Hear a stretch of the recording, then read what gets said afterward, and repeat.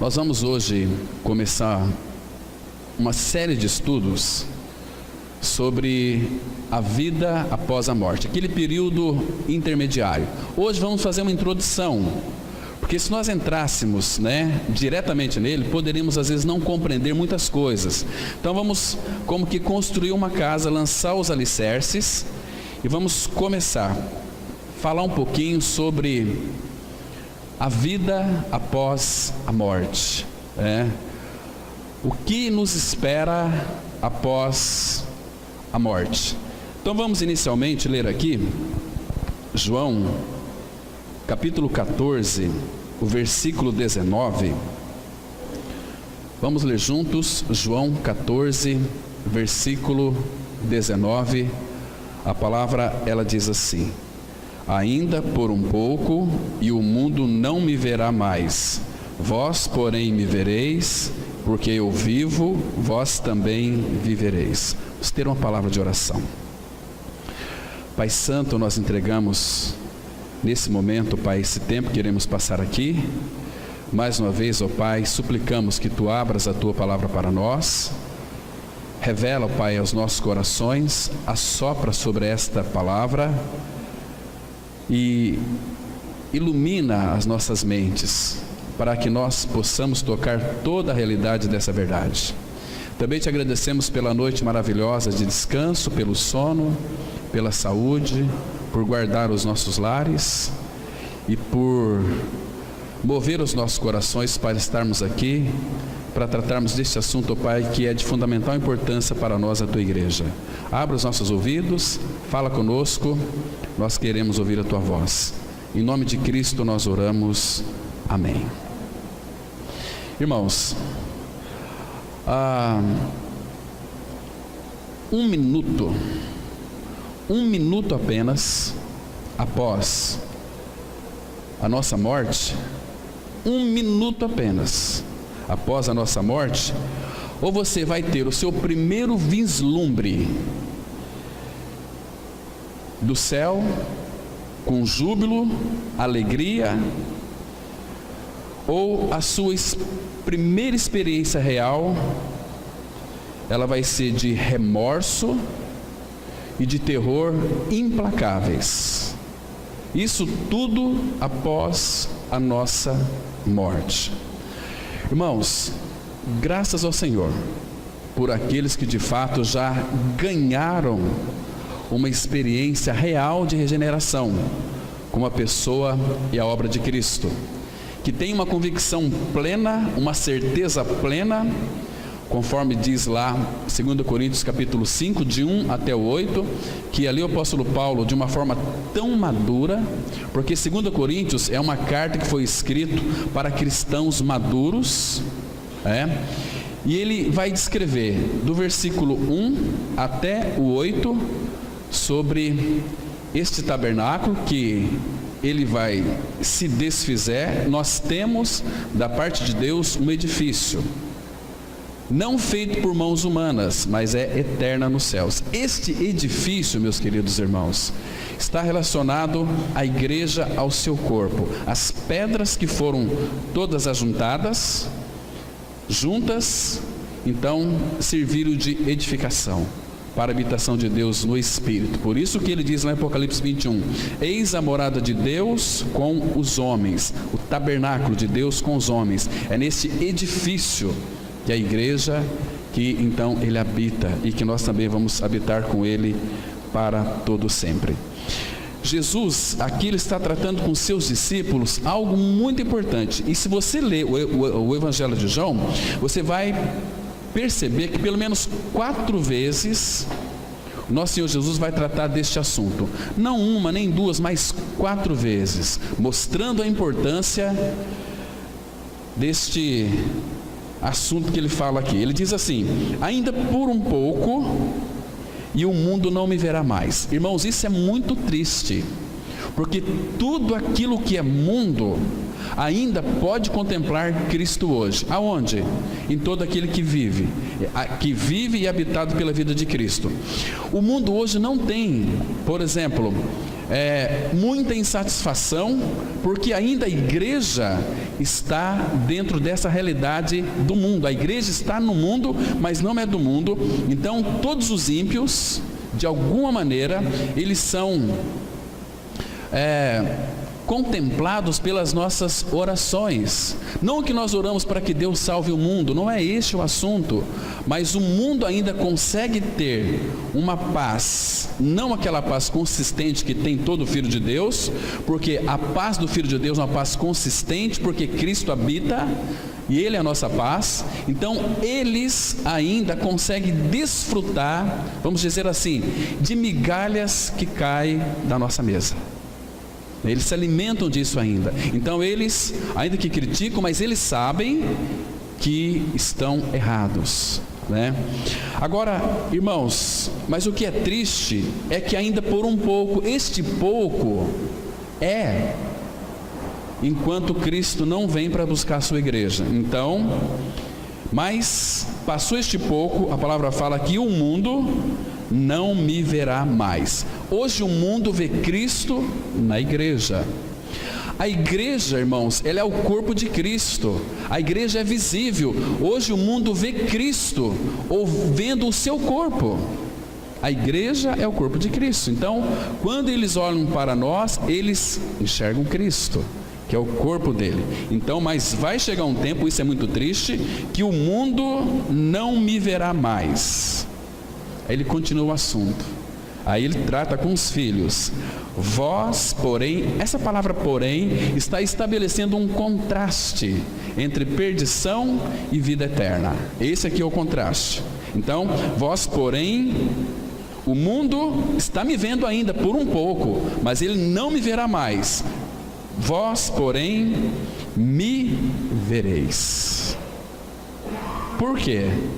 Porque ele disse aqui, porque eu vivo, vós também vivereis. E o mundo vê Cristo através da igreja, mas não o verá mais. Isso é para vós. Esse vós aqui envolve todos os que creram no Senhor Jesus Cristo.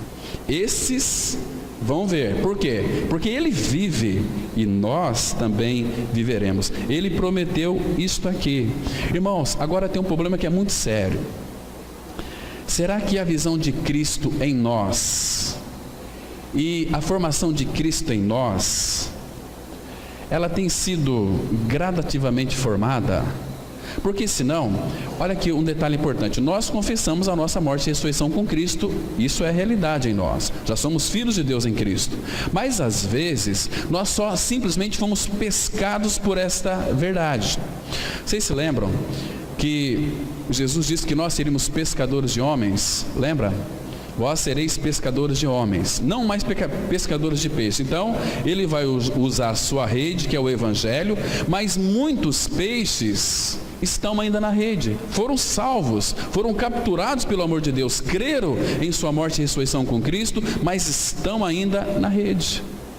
Não estão servindo ainda ao propósito do Pai. O propósito do Pai não é outro, é antes de tudo, não é nós fazermos muitas coisas para Ele, mas é Ele ser formado em nós. Qual que é a obra de Deus que temos que fazer? A obra de Deus é esta, que creais naquele que por Ele foi enviado. A obra começa aqui, uma obra tão maravilhosa, tão dócil, tão preciosa. Agora, irmãos, para nós adentrarmos aqui, temos que fazer uma pergunta, temos que respondê-la. Como está a nossa situação hoje diante do nosso Senhor? Como é que está a tua vida espiritual? Você tem andado com o Senhor? Você tem respondido ao Senhor? O Senhor tem encontrado na sua vida caminhos para atuar, para agir, para operar, para se manifestar? Ou o nosso egocentrismo, ele tem sido reinante em nossa vida? Por isso que nós sofremos dores. A dor vem em nós porque nós nos amamos muito, nós não nos rendemos ao amor do Pai, nós não vivemos uma vida de entrega ao Pai, ao Senhor Jesus. Então Ele vai ter que usar de alguma maneira dor, porque agora nós somos filhos. Muitos estão na rede ainda, são salvos, mas estão na rede, estão lá pulando lá. Olha, eu sou filho de Deus, que alegria, né? Fui capturado. E essa rede aqui está meio estranha, está meio desconfortável. Então ele tem que nos tirar da água, né? Para que a gente possa então servir o propósito dele. Irmãos, essa alusão de peixe na rede é muito séria. Se nós estivermos na rede ali e a rede está ainda ali dentro da água, nós estamos muito vivinhos. A rede tem que ser tirada da água, colocada dentro do barco. Aí nós não conseguimos mais respirar, aí nós vamos morrer. Quando nós então ganharmos essa real experiência de morte, aí o Pai pode fazer o que quiser conosco. Aí Ele pode nos quebrantar, pode nos abrir, e nós podemos alimentar muitas pessoas, entende? Esse é o propósito aqui. Mas, irmãos, como é que nós estamos diante do Senhor? Temos respondido a Ele? Nós temos tido, ou pelo menos este desejo, irmãos, de que o Senhor volte para buscar a sua igreja? Porque esse assunto de vida após a morte, ou estado intermediário, ele, para muitas pessoas, vamos supor aqui, nós vamos estudar esse assunto, começar hoje, e domingo que vem que nós vamos aprofundar nele, mostrar para onde que vai, ou qual é o estado daqueles que morreram em Cristo. Mas se Jesus voltar para buscar a sua igreja hoje, nós não vamos ficar nesse estado intermediário, né? Nós vamos ser arrebatados com o Senhor. Arpazo é a palavra ali, tirado daqui num abrir e fechar de olhos, para encontrar com aqueles santos que já ressuscitaram com o Senhor, porque eles vão ressuscitar primeiro, depois nós, na sua vinda. Estão me compreendendo? Aí na sua vinda nós vamos junto com Ele, mas primeiro são aqueles irmãos que já estão na sepultura. O corpo foi para a sepultura, mas eles entraram no descanso do Senhor. Vamos abrir nossas Bíblias em 1 Tessalonicenses, capítulo 4, verso 16. Aqui nós temos uma preciosa declaração. Quarta-feira nós falamos um pouquinho sobre esse assunto aqui, mas para esse propósito nós vamos analisar aqui novamente, que diz assim, 1 Tessalonicenses 4, versículo 16.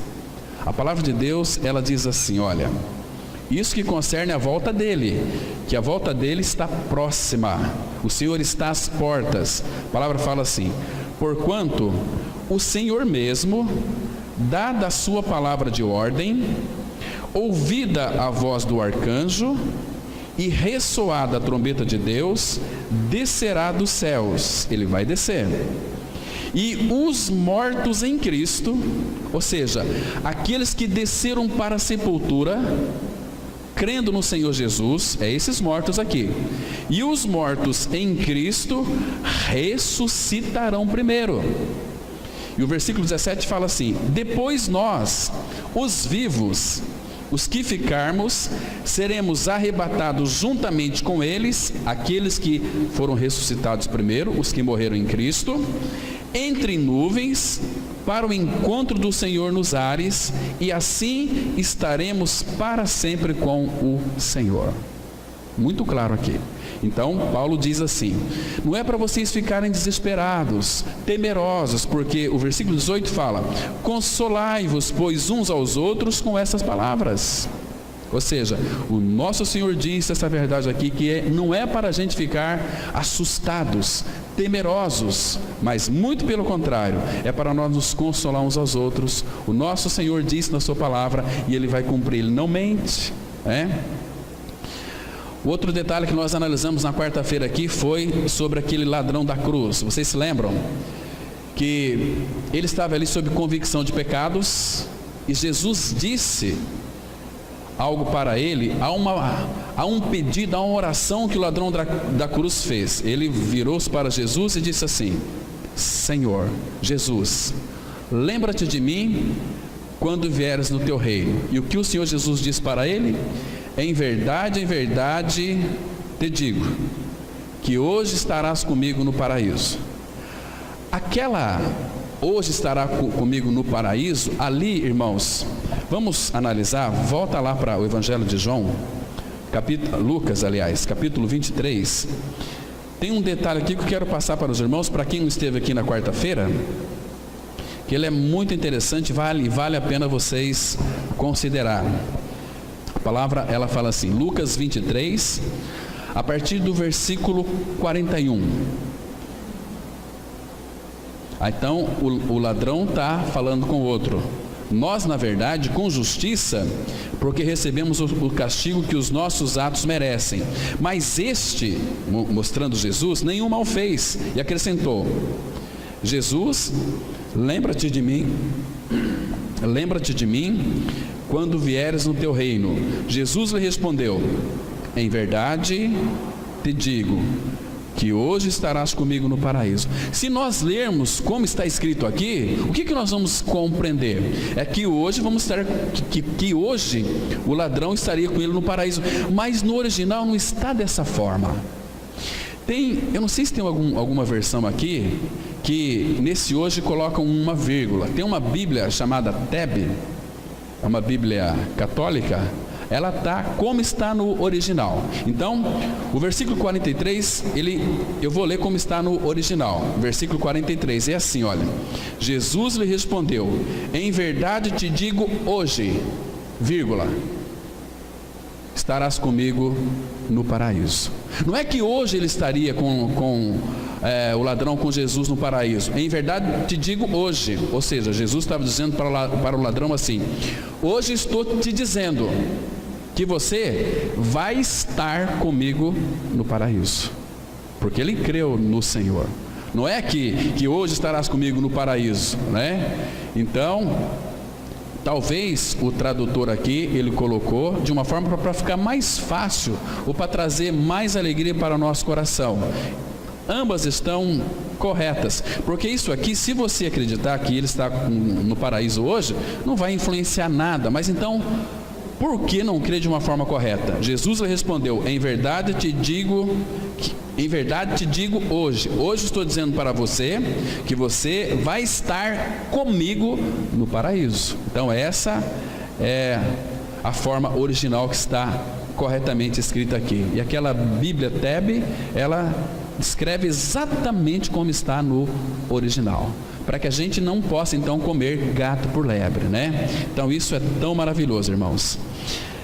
Queridos, ainda por um pouco e o mundo não me verá mais, vós porém me vereis, porque eu vivo e vós também vivereis.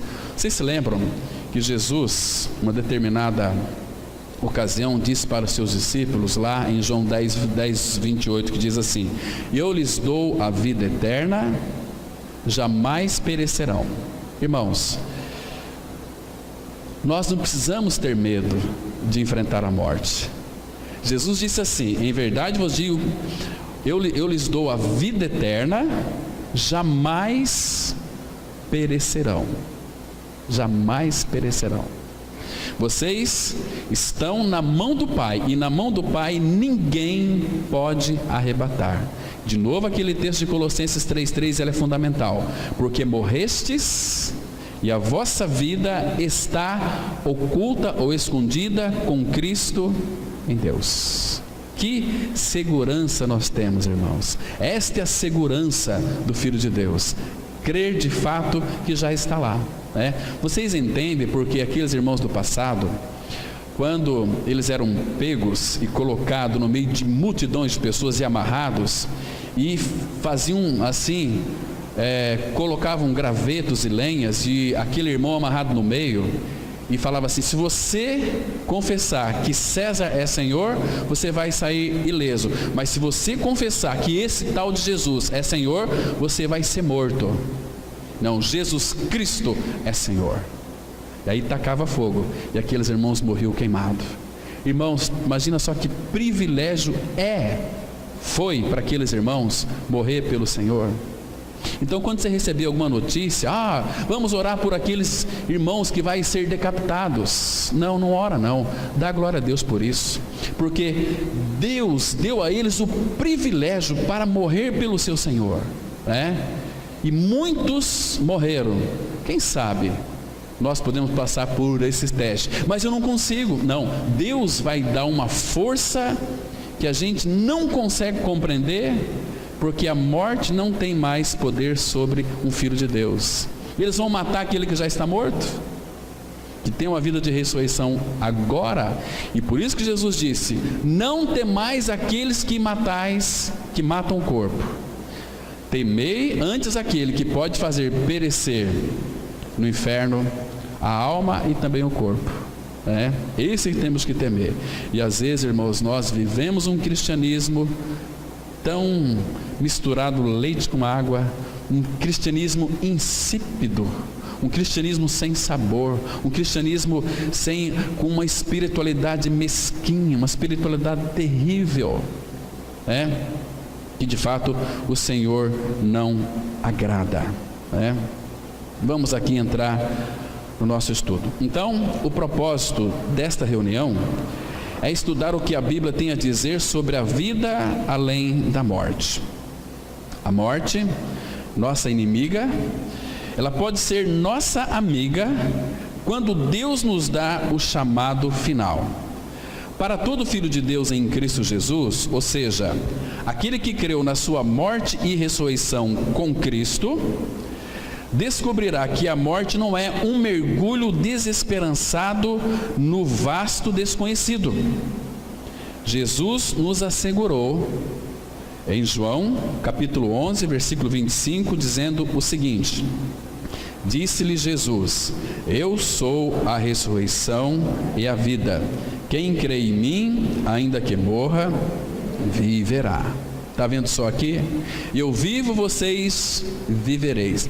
Lázaro tinha morrido, 4 dias morto. Aí Jesus chega e disse aqui para Marta, porque Marta, antes Jesus havia feito uma pergunta para ela: se creres, você vai ver a glória de Deus. Eu creio, Senhor, que no último dia. Não, Marta, eu sou a ressurreição. O que é ressurreição, irmãos? Lázaro aqui, ele teve, segundo alguns teólogos, ele não teve ressurreição, ele teve ressuscitação. Ressurreição, quem teve uma vida ou tem uma vida de ressurreição não morre mais. Lázaro, ele teve ressuscitação, ele voltou a morrer depois. Mas Jesus disse aqui para Marta: eu sou a ressurreição. Se ficasse só apenas ressurreição, o que é ressurreição? Ressurreição é voltar a viver novamente em um corpo incorruptível, a ideia do texto grego ali. Ressuscitação, você volta a viver, você estava morto, você volta a viver no seu próprio corpo.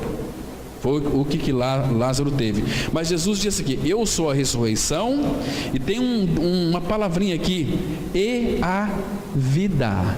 Essa vida é aquilo que nós estudamos aqui, é a vida zoe de Deus, é uma vida insolúvel, é uma vida que não se acaba, é uma vida imortal, é essa vida que foi plantada em nós. Nós nascemos como a plantação do vírus da morte, pelo pecado de Adão, mas Cristo tirou este veneno mortífero de nós, lá na cruz, nos incluindo naquele sacrifício. Mas pela ressurreição, Ele veio ser a nossa vida. Nós não temos mais princípio de morte reinando em nós. Então Ele fala aqui: eu sou a ressurreição e a vida. Quem crê, a palavra crer, nós já falamos aqui, significa estar unido a Cristo. Quem está unido em mim ou comigo, ainda que morra, viverá. Irmãos, nós temos esperança em Cristo mesmo após a morte, porque Ele é a esperança viva. 1 Pedro 1,3, a palavra fala que Deus, por sua grande misericórdia, nos regenerou para uma viva esperança. Isso significa que aquela esperança que nós tínhamos antes de Cristo é uma esperança que se acaba na sepultura. Agora, quando cremos no Senhor, o justo, ainda quando morre, ele tem esperança. Provérbios 14:32, a palavra fala assim: mas o justo, ainda morrendo, ele tem esperança. Ele tem, não é que vai ter, ele tem essa esperança que é tão maravilhosa, uma esperança vívida.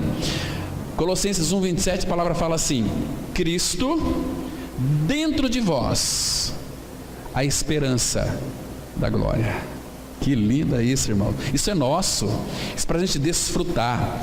Isso para a gente louvar, agradecer o Senhor ricamente, porque nós fomos alcançados por essa maravilhosa esperança, essa graça que nos alcançou, né? Que não podemos temer a morte mais, irmãos. A morte na nossa vida é só um detalhe. Irmão, se nós fôssemos um povo que amasse o nosso Senhor, que vivia uma vida devotada aos pés dele, gente, nós iríamos desejar partir logo daqui. Nós iríamos fazer as nossas reuniões de oração, as nossas reuniões dominicais seria: vem Senhor Jesus, vem Senhor Jesus. Irmão, você está orando para que Cristo volte? Vamos orar. Não, orar aqui porque lá a minha sogra, meu senhor, não, vamos para que Cristo volte. Nós amaríamos tanto a Ele, desejaríamos tanto Ele. Aí quando a igreja tiver este desejo, lembra de Apocalipse capítulo 22 verso 17? O Espírito e a igreja dizem: vem. Oh, irmãos, aí sim podemos dizer que somos cristãos maduros. Porque, queridos, o que nós estamos fazendo nesse mundo aqui? Nós queremos voltar para a nossa casa celestial. A nossa pátria está nos céus, de onde nós também aguardamos o Senhor Jesus Cristo. É maravilhoso demais, irmãos. Evangelho de João, capítulo 5, versículo 21. Olha, seríamos tantos textos para nós analisarmos aqui. João 5, versículo 21. Olha que o nosso Senhor está dizendo para nós aqui, irmãos. Que preciosidade. Ele diz assim, olha, João 5, 21.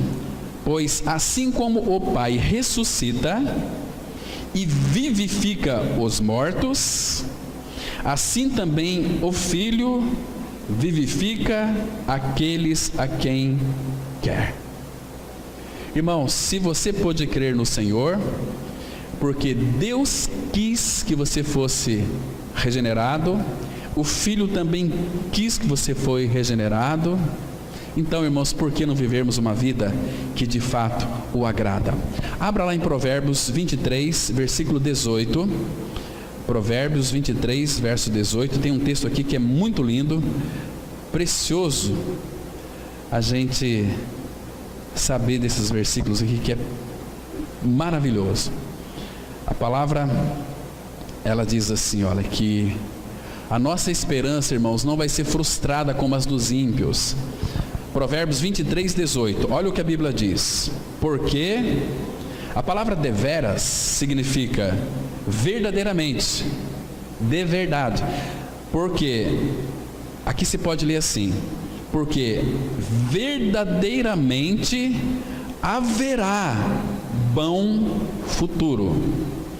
Não será frustrada a tua esperança. Por quê? Porque Cristo em vós, a esperança da glória. Por quê? Porque todo aquele que crê em mim, ainda que morra, viverá. Eu sou a ressurreição e a vida. Isso é maravilhoso para nós, irmãos. Vamos avançar um pouquinho mais.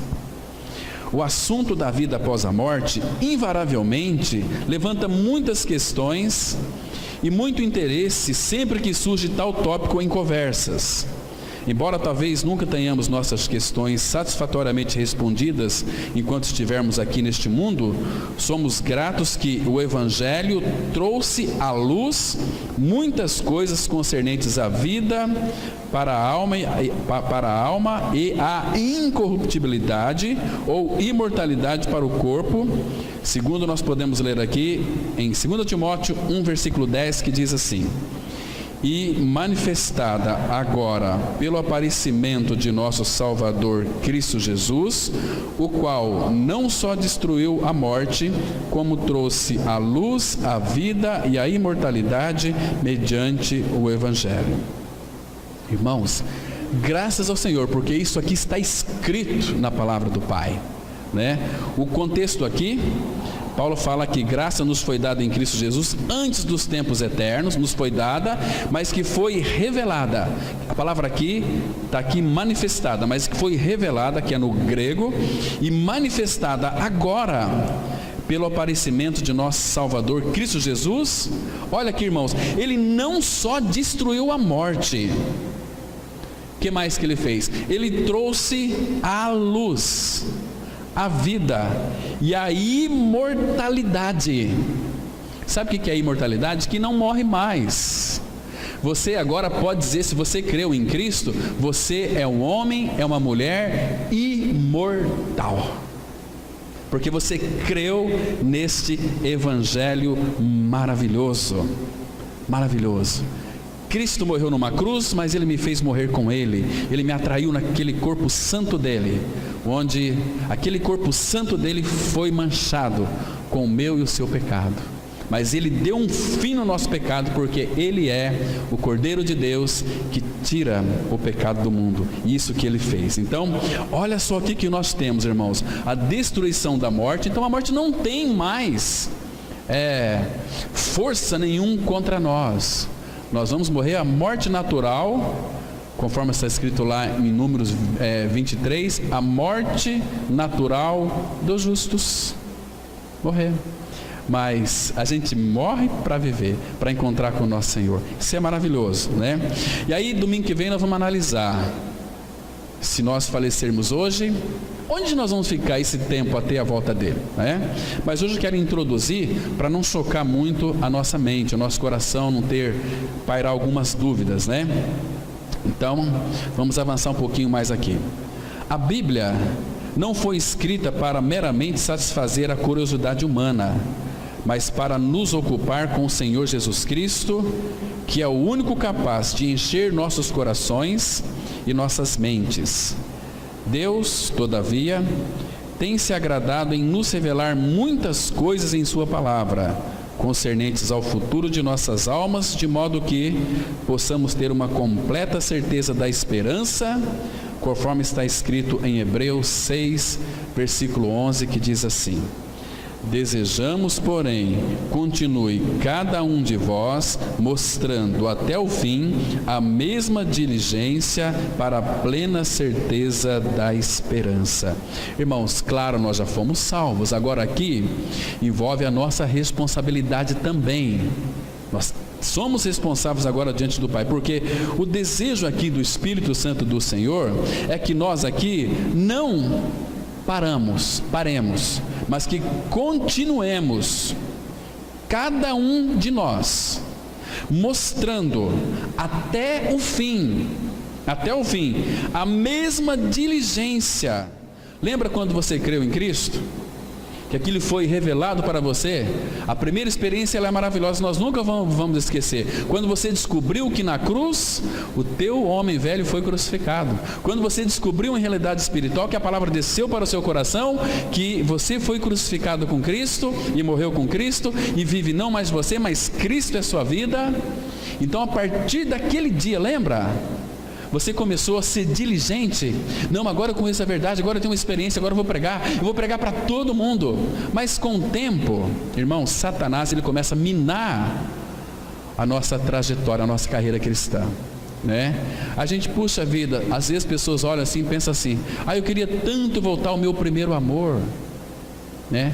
Não, teu primeiro amor é Cristo. O nosso primeiro amor é porque Ele é o amor. Tudo aquilo que de fato que nós focamos nossos olhos, que não é Cristo, hoje é considerado pelo Senhor adultério. Irmãos, não compreendeis que a amizade do mundo ela é inimiga de Deus? Porque a palavra infiéis significa adúlteros e adúlteras. Quando nós, irmãos, desfocamos a Cristo, nós preferimos usufruir dos prazeres mundanos, nós estamos adulterando contra o nosso Senhor. Nós estamos entristecendo o Espírito Santo de Deus, pelo qual cada um de nós fomos chamados. Então, essa ideia aqui desta mesma diligência, mostrando até o fim a mesma diligência para a plena certeza, não da fé, mas da esperança. Então, como que nós vamos ter a plena certeza da esperança? Convicção. Primeiro que é pelas Escrituras Sagradas.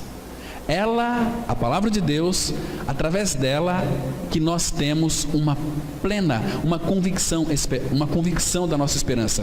Abra no Evangelho de Lucas, capítulo 1. Aqui o evangelista Lucas, esse médico amado, companheiro de Paulo por muitos anos, ele era um homem muito sábio e creu no Senhor, então o Senhor o usou para escrever este Evangelho de Lucas, que leva o nome dele, e também Atos dos Apóstolos. Mas aqui o versículo 3 e 4, ele diz assim, presta atenção, olha: igualmente a mim me pareceu bem, depois de acurada investigação de tudo desde sua origem, dar-te por escrito, excelentíssimo Teófilo, uma exposição em ordem. Essa palavra Teófilo aqui, Teo é Deus, Filo é amigo, era um amigo de Deus, Teófilo. Agora olha o versículo 4: para que tenhais plena certeza das verdades em que foste instruído. Por isso, irmãos, Satanás ele tem uma tática terrível para nos desfocar da centralidade da palavra. De que maneira? Ele começa, primeiro, que todo filho de Deus tem que ser provado. Para ser aprovado, o nosso caráter tem que ser provado, né? Então, você já percebeu que quando você está no meio de uma tribulação, no meio de uma dor terrível, Satanás começa a levantar, trazer para nós, para que a gente fique iludido com seus lenitivos? Então, não importa, irmão, se você estiver passando por uma dor, por uma dificuldade muito grande, muitas pessoas, elas aceitam de tudo.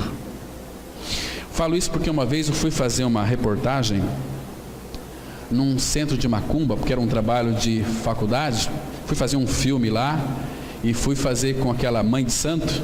Ela me mostrou seus orixás, aquela coiseira toda, que eles, tudo ali. E aí depois conversamos bastante. Nossa, fiquei com tanta pena daquela mulher. Falei de Cristo para ela, deu vontade de abraçá-la. E ela falou o seguinte, depois no final, eu fiz uma pergunta, né? Quais são as pessoas que frequentam aqui? Frequenta aqui? Espíritas vêm sempre aqui, católicos vêm sempre aqui, evangélicos vêm sempre aqui, inclusive veio até pastor aqui. Estava com câncer e disseram que aqui tinha cura. Eu já curei até mal de semioto. Eu já curei até mal de semioto. Falei, meu Deus, quando uma pessoa está sofrendo na dor, aí Satanás manda os seus profetas lá. Olha, Deus mandou te dizer para você uma palavra. Irmãos, isso é demoníaco, é satânico.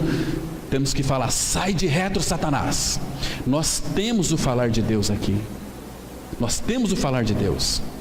Ele é poderoso para fazer infinitamente mais, além daquilo que pedimos ou pensamos, conforme o seu poder que opera em nós. Irmãos, lembre-se de uma coisa, quando você estiver passando por um túnel apertado da sua vida, nenhuma tribulação, nenhum sofrimento, nenhuma dor, ela é acima das suas forças. Deus não é injusto, irmãos.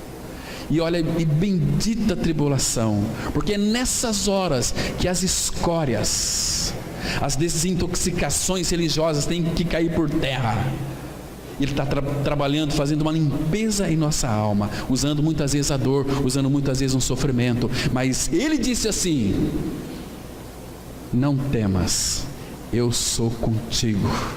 Ainda que você ande pelo vale da sombra da morte, você não vai temer mal nenhum, porque eu estou contigo.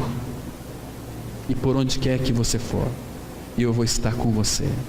Leia as histórias dos irmãos do passado, leia a história do apóstolo Paulo. Eu vou ser contigo e ninguém vai lançar mão de ti. E quantas vezes o apóstolo Paulo apanhou, quantas vezes ele foi preso e no final morreu decapitado. Eu queria ser como o apóstolo Paulo. Se alguém pegar você e colocar na guilhotina, muito bem, teu primeiro teste começa aqui, você vai morrer, não pela igreja, não pelo evangelho, mas pelo próprio Senhor. E aí, imagina você com a garganta ali na guilhotina, e agora? E agora? Você vai negá-lo?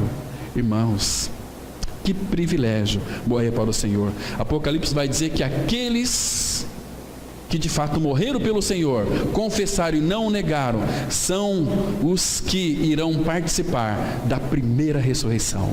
Oh, meus irmãos, que privilégio. Por isso que eu não oro para nenhum missionário aí que vai ser morto, que vai falar: Senhor, tem misericórdia da vida dele, né? Mas o Senhor já o capacitou, o Senhor já, porque quando o Senhor chama alguém para morrer por ele, o Senhor capacita também. A pessoa vai ter alegria em morrer por ele. Ah, irmãos, como aquele irmão do passado, ele começou a pregar o evangelho e de repente as pessoas começaram a crer, e então aqueles soldados vieram atrás para matar quem creu naquilo que Policarpo tinha pregado.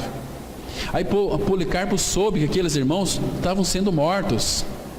Aí Policarpo foi para lá e voltou, disse o seguinte: olha, eu que estou pregando Cristo.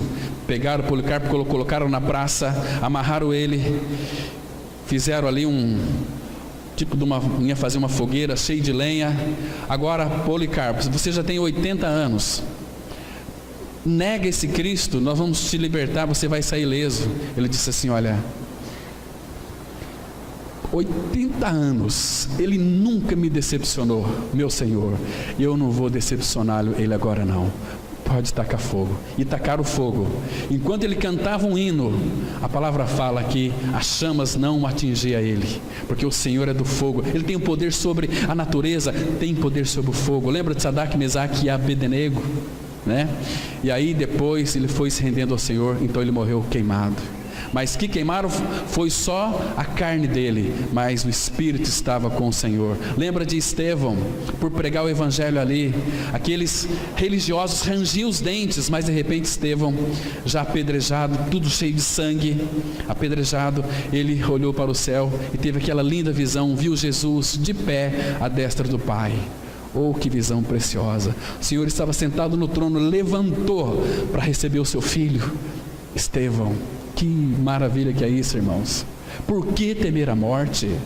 Irmãos, nós somos tão covardes. Nós temos um Deus tão grande, o Deus da vida, não da morte. A morte não tem a última palavra na vida de um regenerado. Não tem. Se nós esperarmos em Cristo somente nessa vida, somos os mais miseráveis de todos os homens. Cristo é a vida e habita em nós. Não tem que temer nada. Oh, irmãos, precisamos que o Senhor abra os nossos olhos. Ele trouxe para nós uma plena certeza da esperança. Vamos avançar um pouquinho mais. Muita gente passa a vida inteira se preocupando mais com as próximas férias do que se preparando para a eternidade. É por isso que vamos estudar alguns domingos sobre este assunto tão oportuno e contundente, que diz respeito sobre a morte, o estado intermediário, a ressurreição e o destino final dos seres humanos. O homem é um ser triuno, isto é, ele é feito de 3 partes. A Bíblia diz em 1 Tessalonicenses 5:23: o mesmo Deus da paz vos santifique em tudo, e o vosso espírito, alma e corpo sejam conservados íntegros e irrepreensíveis na vinda de nosso Senhor Jesus Cristo. Então, irmãos, nós somos tripartidos. Nós temos um espírito que estava morto, mas foi regenerado.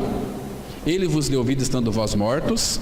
Nós temos uma alma e nós temos também um corpo. Agora, primeiro, irmãos, o que é o espírito nosso? O que é esse espírito? O espírito, ele estava morto. Nós éramos almas viventes, mas tínhamos o espírito, mas estava morto.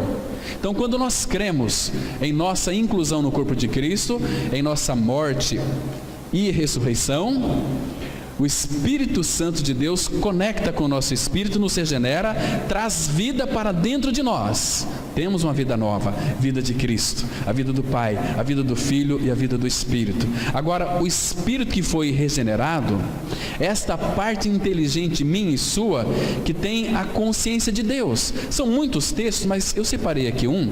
Abra lá em Jó, capítulo 32, versículo 8. Jó 32:8, vai mostrar aqui a função do Espírito. O Espírito, é aquela parte inteligente, minha e sua, que então tem a consciência de Deus. Diz assim a palavra, Jó 32, versículo 8: na verdade, há um espírito no homem, e o sopro do Todo-Poderoso o faz sábio.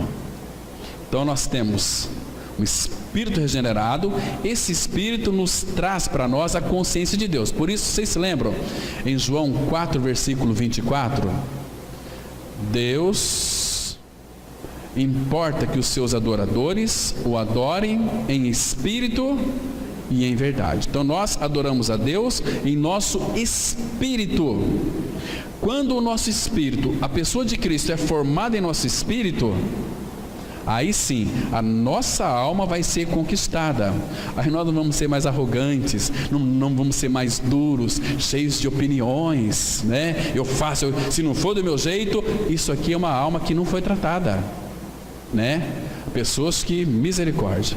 Então o Espírito, ele vai sendo formado em nós, então aí toda a alma nossa vai ser conquistada, porque o Pai quer que a nossa alma fica quietinha, deixando Ele governar a nossa vida. Mas Cristo não governa a nossa vida ainda, sabe por quê? Porque nós estamos no controle. É nós que sabemos, é eu que faço, eu penso assim, eu penso dessa forma, e a gente pensa tudo errado, irmãos.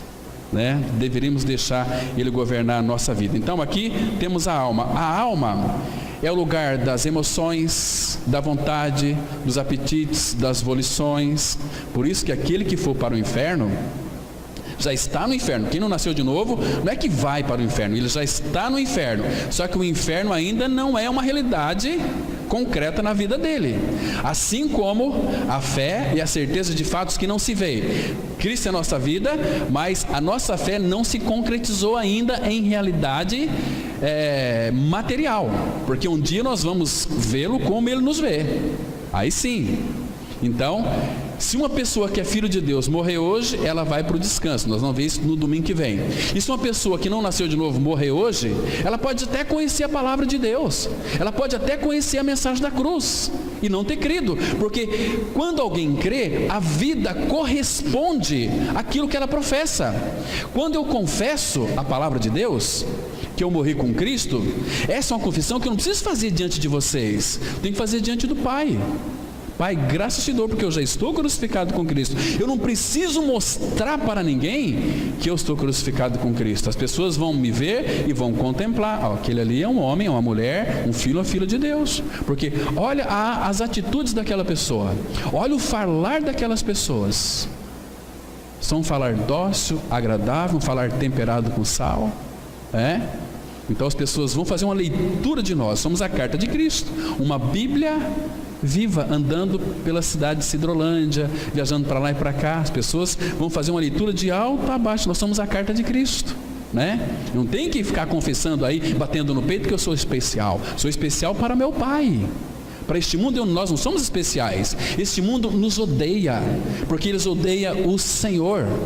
Esse mundo, se puder nos matar, nos mataria. Mas tem as leis, Então, queridos, e quando a pessoa for para o inferno, ela, em realidade, lá mesmo, ela tem uma alma. E a alma é emoção, vontade, volição, emoções, sentimentos. Ela vai ter plena consciência de que vai estar no inferno e nunca mais vai sair de lá. Porque a Bíblia diz, ela vai para o inferno, fica no inferno lá até o dia do julgamento. Jesus volta a buscar a sua igreja, aí vai ter o julgamento. Aí eles serão tirados do inferno, se prostrarão diante do Cordeiro de Deus, confessarão que Jesus Cristo é Senhor, porque Ele disse, toda língua confessará que Jesus Cristo é Senhor, para a glória de Deus Pai. E aí serão lançados no lago que arde com fogo e enxofre, que é a segunda morte, banidos da presença do Senhor para todo o sempre. Isso aqui é a alma. A alma também é o tribunal da nossa consciência. Todos os pecados que os seres humanos cometem vai para a sua consciência, Então no dia do juízo não tem como falar, Senhor, não. O Senhor vai simplesmente pegar como que na consciência como aquele pendrive, e vai conectar ali e vai mostrar toda a sua vida. Como que não? Como que não? Nós podemos enganar as pessoas, mas o justo juiz, ninguém vai enganá-lo. Ele sabe de todas as coisas. Irmãos, nós estamos brincando de cristianismo. Ele nos amou e nos ama e nos quer cada dia mais para Ele. Ele nos quer tirar desta geração perversa e corrompida pelo pecado. E o corpo, ele dá a nós, seres humanos, a consciência do mundo exterior. Podemos tocar as coisas, tocar uns aos outros. Quando nós abraçamos os irmãos, nós podemos sentir o coração do filho batendo um do outro, porque quando a gente se abraça, os dois corações se unem, tuque, batendo. É muito precioso quando a gente beija um ao outro, né? Essa é a comunhão dos irmãos em Cristo Jesus, irmão, sabia? De homens e mulheres que foram regenerados, alcançados por essa maravilhosa graça. Ou vontade de dar um grito aqui agora, viu? Mas eu não vou gritar não. Vamos aqui, irmãos. Então, o mesmo Deus da paz, Ele vai santificar tudo. O vosso espírito, percebe que é de dentro para fora, vossa alma e o vosso corpo sejam conservados íntegros e irrepreensíveis na vinda de nosso Senhor Jesus Cristo. A palavra morte é usada nas Escrituras pelo menos em 7 diferentes modos. Para quem quiser anotar, eu vou passar os textos aqui também, só não vou ler porque não vai dar tempo, né? Em 7 diferentes modos. Em cada caso tem um sentido de separação. Primeiro, a morte física é ter a alma e o espírito separados de Deus. Tiago 2,26 vai dizer exatamente isso, que o corpo sem espírito, ele está morto, né? Essa é a morte física. Agora aqui, morte espiritual é estar espiritualmente separado de Deus por não ter a nova vida. Qual o texto que é? Efésios 2:1. Ele vos deu vida estando vós mortos em delitos e pecados, né? E também aqui não ter a vida nova. Segunda morte é estar eternamente separado no lago de fogo. Apocalipse capítulo 20, versículo 6 e o versículo 14. Separado de Deus no lago de fogo. Morte apóstata é estar separado de Deus por abandonar sua profissão de fé, que é Judas 1, versículo 12. Depois vocês podem lá conferir, né? E morte moral é estar separado em comunhão com Deus. É Romanos 8,13, é 1 Timóteo 5, versículo 6, né? Então, é prudente pensar que o pecado é a causa de cada um destes aspectos da morte. Esse texto nós conhecemos, mas vale a pena nós relermos. Romanos 5,12 diz assim a palavra: portanto, assim como por um só homem entrou o pecado no mundo, e pelo pecado a morte, assim também a morte passou a todos os homens, porque todos pecaram. Irmãos, nós nascemos, como diz a palavra de Deus, em um reino de morte. Aqui, claro, nós já sabemos que o pecado entrou em nós por Adão, mas deixa eu ler alguns versículos lá de Romanos 5, que vale a pena nós atentarmos para ele. Romanos capítulo 5, irmãos, vai mostrar aqui de uma forma tão específica. Olha o versículo 14, Romanos 5, verso 14. Encontraram? A palavra diz assim, 5,14: entretanto, reinou a morte desde Adão até Moisés, mesmo sobre aqueles que não pecaram à semelhança da transgressão de Adão, o qual prefigurava aquilo que havia de vir. Então, Adão também, embora o pecado entrou por ele também tipificava Cristo, porque Paulo vai dizer lá em 1 Coríntios 15, que o último Adão morreu, mas também ele ressuscitou. Agora, olha aqui o versículo 17, diz assim: se pela ofensa de um, Adão, e por meio de um só, Adão, reinou o quê? Reinou a morte, muito mais os que recebem a abundância da graça Nós não recebemos uma graça michuruca, nós recebemos uma graça infinita. A abundância aqui no grego é infinita, uma graça que não se acaba. A abundância da graça e o dom da justiça reinarão em vida por meio de um só, a saber, Jesus Cristo. Irmão, isso é tão maravilhoso, isso é grande demais para a igreja. Versículo 18: pois assim como por uma só ofensa veio o juízo sobre todos os homens para condenação, assim também por um só ato de justiça Ele tirou a iniquidade dessa terra num só dia. Foi um ato de justiça, veio a graça sobre todos os homens para a justificação que dá vida, não morte, que dá vida. Porque pela desobediência de um só homem, muitos se tornaram pecadores, assim também, por meio da obediência de um só, muitos se tornaram justos. Sobreveio a lei para que avultasse ou aumentasse a ofensa. Mas onde abundou o pecado, superabundou a graça. Irmãos, não devemos, tem gente que tem medo da morte ainda. Meu Deus, vocês entendem porque o apóstolo Paulo não via a hora de deixar esse corpo e habitar com o Senhor, que era incomparavelmente melhor? Porque ele entendeu a graça em realidade espiritual. Irmãos, que maravilha isso, que preciosidade é isso. Então essa aqui é a ideia, irmãos. Vamos avançar um pouquinho mais aqui. A Bíblia nos diz que há só dois estados no qual uma pessoa morre fisicamente. Primeiro, há os que morrem no Senhor e aqueles de quem se diz: morrereis em vossos pecados. Morrer nos seus pecados é ter partido deste mundo sem ter tido seus pecados colocados em Cristo e tratados diante de Deus judicialmente pela obra de Cristo na cruz. A pessoa que morre nessa terrível condição será responsável em pagar o preço de seus pecados sob o justo juízo de Deus por toda a eternidade. Morrer no Senhor é morrer sendo salvo e seguro de todo julgamento. Vamos ler aqui João 5:24, a palavra de Deus, ela diz assim: em verdade vos digo, quem ouve a minha palavra e crê naquele que me enviou, tem a vida eterna. Não entra em juízo, mas passou da morte para a vida.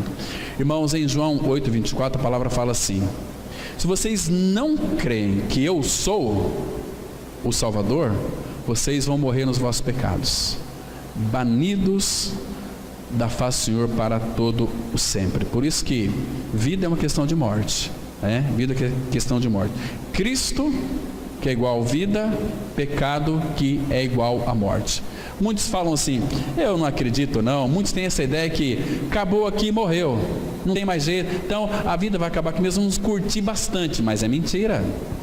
Abra lá, por favor, em Daniel capítulo 12, versículo 2, temos uma declaração da palavra de Deus aqui maravilhosa, que Jesus depois reitera lá em Mateus 25, Mas aqui, irmãos, é uma declaração bastante contundente. A palavra diz assim, olha, Daniel 12, versículo 2: muitos dos que dormem no pó da terra ressuscitarão.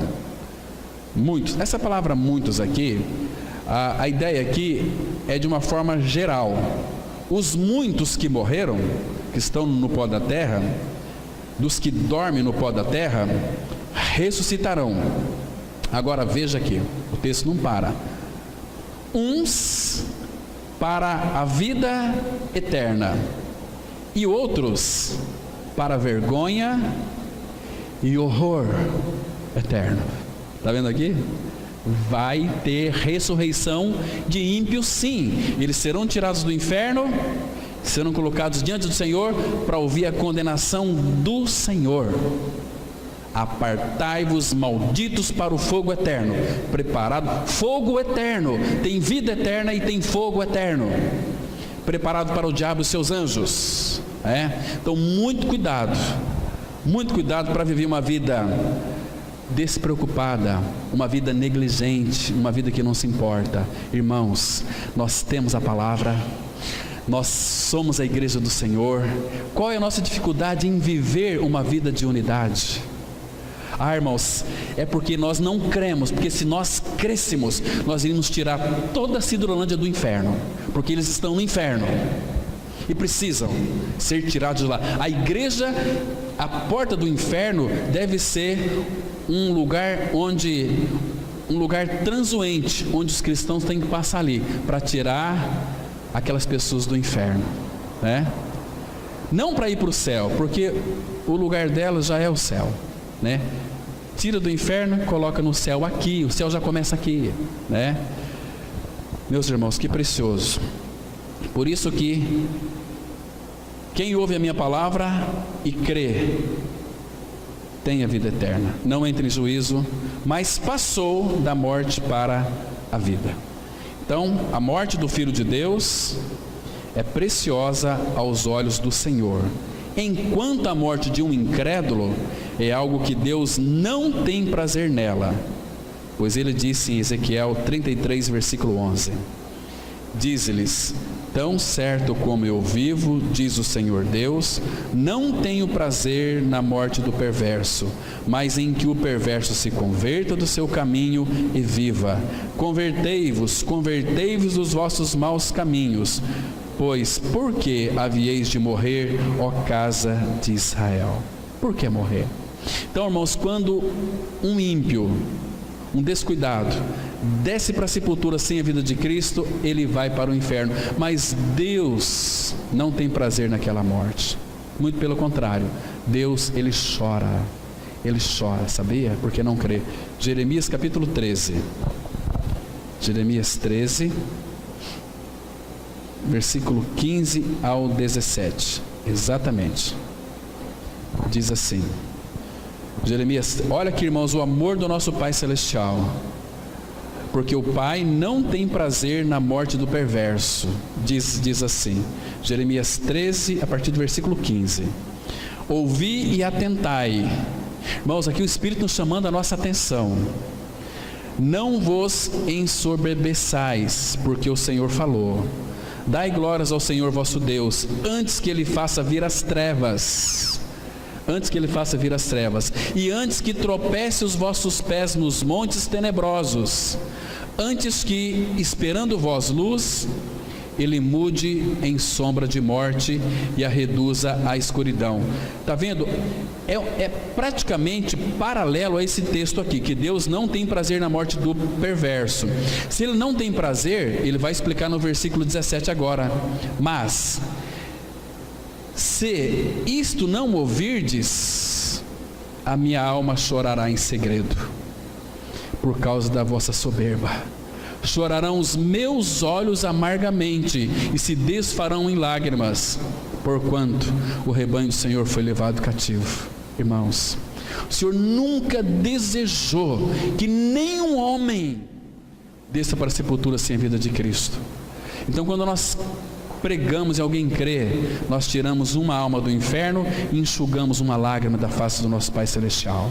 Porque Ele ama tanto, mas Ele não pode forçar. Ele não manda ninguém para o inferno. As pessoas que vão para o inferno porque deixam de crer na obra consumada de Cristo na cruz. Irmãos, como Ele nos ama. O que Ele fez por nós, irmãos? Que cristianismo que estamos vivendo hoje neste mundo? Totalmente desalinhado, busca de milagres, busca de poder, busca de cair fogo do céu e cai para trás, cai para frente e um reboliço todo. Não tem nada a ver com o nosso Senhor. É bênção daqui, bênção dali. Em Cristo nós somos abençoados com toda a sorte de bênçãos espirituais. Vocês conseguem enxergar nesse versículo aqui, irmãos, o coração do nosso Senhor? Eu não tenho prazer na morte do perverso. O Senhor ama, Ele quer que todos sejam salvos, mas nem todos serão salvos. Então, mas irmãos, para muitos, às vezes evangélicos, crentes, estão aí vivendo na mão desses profetas, recebendo essas profecias, e as profecias se cumprem, mas não tem nenhuma profecia bíblica Os profetas de hoje são aqueles que dizem o que Deus disse. Todas as profecias estão fechadas e seladas nesse livro. Muitos querem ir para o inferno porque amam esses profetas, amam esses sacerdotes todos falsos. Mas e quando isso chegar no fim? Abra lá em Jeremias capítulo 5, versículo 31. Olha o que a Bíblia diz aqui, irmãos. Porque para muitos que estão envolvidos nesse meio de denominações religiosas, evangélicos, católicos, crentes, a grande maioria nunca nasceu de novo, nunca creu na sua inclusão no corpo de Cristo, né? E a palavra fala que para muitos que pensam que são caminhos de morte, mas no seu final, aliás, eles pensam que é caminho de vida, no seu final é caminho de morte. E aqui, Jeremias 5,31, a palavra fala assim: primeiro 30 diz assim: coisa espantosa e horrenda se anda fazendo na terra. O que? Os profetas profetizam falsamente. Os profetas profetizam falsamente o que? Profetizam as visões do seu coração e não aquilo que o Senhor disse. E continua dizendo: e os sacerdotes dominam de mão dadas com eles. É o que deseja o meu povo. Porém, que fareis quando estas coisas chegarem ao seu fim? Como é que vai ser? Senhor, mas nós profetizamos em teu nome, e em teu nome fizemos muitos milagres, expulsamos demônios, profetizamos, nunca vos conheci. Apartai-vos de mim, vós que praticais a iniquidade. Apartai-vos de mim. Que tristeza, irmãos. Então vamos avançar um pouquinho mais aqui. A morte, entretanto, não significa extinção, pois todos os mortos para ele vivem. Lucas, capítulo 20, versículo 38, a palavra fala que para o Senhor todos vivem, ainda que morreram, ainda os perversos, mas o Senhor vai trazê-los para o julgamento. Os homens gostam de pensar que a morte é o fim da existência, de modo que possam escapar das consequências de seus pecados. Mas a Escritura fala em Hebreus 9, 27. E assim como aos homens está ordenado morrerem uma só vez, vindo depois disto o juízo. Morreu, acabou. Não, Senhor. Depois que você morrer, está ordenado, você vai morrer uma só vez, mas depois disto, depois da sua morte, você vai enfrentar um tribunal, não um tribunal humano, onde estão condenando aí pessoas e elas estão soltas. Eles prendem ladrão de galinha, né? Mas naquele tribunal não. O culpado vai ter que pagar. O culpado vai ter que pagar. Porque vai estar diante do Rei dos Reis, Senhor dos Senhores. Estão no pecado? Morte. Estão em Cristo? Vida. Romanos 8:1, a palavra fala assim: portanto, agora nenhuma condenação há para os que estão em Cristo Jesus. Porque a lei do Espírito da vida em Cristo Jesus te livrou da lei do pecado e da morte. O corpo mortal, mas a alma e o espírito são imortais. O corpo é mortal, mas a alma e o espírito são imortais. E assim como a Bíblia nos diz que há somente dois modos de viver: para si ou para Ele. Nós vivemos para nós ou vivemos para Ele. E Ele morreu por todos para que os que vivem não vivam mais para si, mas para aqueles que por eles morreu e ressuscitou. Também nos diz que há somente dois modos de morrer: no Senhor ou em nossos pecados. Morrer no Senhor é morrer estando salvo e seguro de todo juízo, sob a proteção da obra consumada de Cristo no Calvário, e assim gozar de eterna bênção com Ele para sempre. Morrer em nossos pecados é sair deste mundo eternamente condenado pelo juízo. A morte do Filho de Deus é preciosa à vista do Senhor. Salmo 116, versículo 15, está escrito assim, olha: preciosa é aos olhos do Senhor a morte dos seus santos. Lembra em Apocalipse 14, versículo 3, a palavra fala assim: bem-aventurado os que os mortos que desde agora morrem no Senhor e entram no seu descanso. A gente vai ver no domingo que vem que descanso que é esse, né? E vamos ver aí sim o estado intermediário. Há pelo menos 3 principais razões para a morte do regenerado. Primeiro, falando aqui do regenerado. Primeiro, ela pode ser para a glória de Deus. Lembra que Jesus disse para Marta, João 11, para os seus discípulos?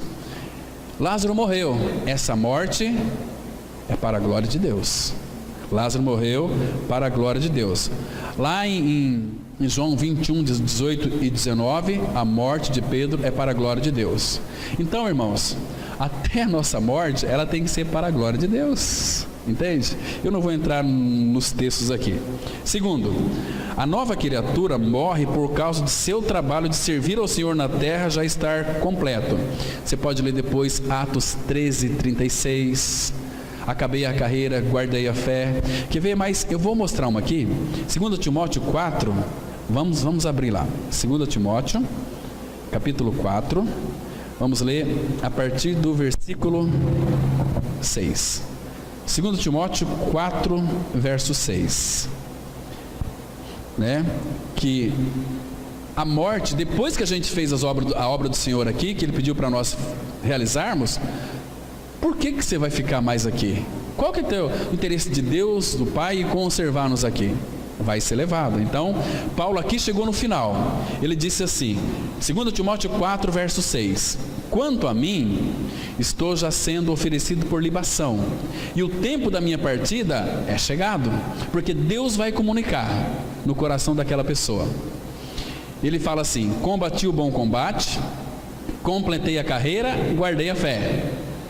Agora, olha o versículo 8, irmãos, começa aqui a recompensa. Paulo já tinha certeza da recompensa para ele, e também ele fala que nós também vamos ter. Ele diz assim: já agora a coroa da justiça me está guardada, a qual o Senhor, reto juiz, me dará naquele dia, e não somente a mim, mas também a todos quantos amam a sua vinda. Irmão, se a gente fosse ser bem sincero, nós não amamos a vinda do Senhor. Sabe por quê? Porque nós não amamos o Senhor. Nós temos que admitir isso, irmãos. Porque se nós amássemos, as nossas conversas seria outra. Nossa conversa seria, até a nossa saudação seria outra. Maranata. Ô irmão, Maranata. Maranata, Maranata, Maranata. Ora vem, Senhor Jesus. Você acha que Ele não voltaria? Claro que voltaria. Em Cânticos, né? 8,14 fala: vem depressa, amado meu. É a voz da noiva. Vem depressa, amado meu. Porque a igreja, quando ama Cristo, ela quer estar com Ele. Então é aqui. Terceiro, o renascido pode morrer sob a mão corretora de Deus. É possível para um cristão se comportar tão pobremente neste mundo como testemunho para o Senhor, que Deus poderá tirá-lo de seu lugar de testemunho na terra. Onde é que está escrito isso? João 15,2 fala assim: todo ramo que estando em mim não der fruto, Ele corta. Está em Cristo, creu na sua morte e ressurreição com Cristo. Todo ramo estando em mim, se não der fruto, Ele corta. Irmãos, você está produzindo fruto? Ou não? Olha, você pode ser cortado a qualquer instante. Não sei. Mas considere isso diante do Senhor. João 15,2. É filho, sim. Irmão, sabe por quê? No reino de Deus não tem nenhum inválido. Depois vocês leiam no Salmo 107, Salmo 105, versículo 37. Lá não tem nenhum inválido. Deus usava todos. Então, se você está nele, mas se não produz fruto, Ele o corta. Que assim seja, irmãos. Então, domingo que vem nós vamos voltar aqui. Hoje foi só uma introdução, mas domingo nós vamos analisar esse estado intermediário. Morreu? Para onde é que você vai? E qual é o estado final Não vamos falar nem dos perversos, mas dos santos. Amém. Vamos orar. Pai, obrigado pela tua palavra. Ela é tão maravilhosa como tu és maravilhoso, porque saiu do teu coração e veio para dentro do nosso coração. Obrigado, Pai, porque o Senhor tem falado, tem se revelado. Continue se expressando e se manifestando a cada um de nós, por misericórdia. Em nome de teu Filho Jesus. Amém.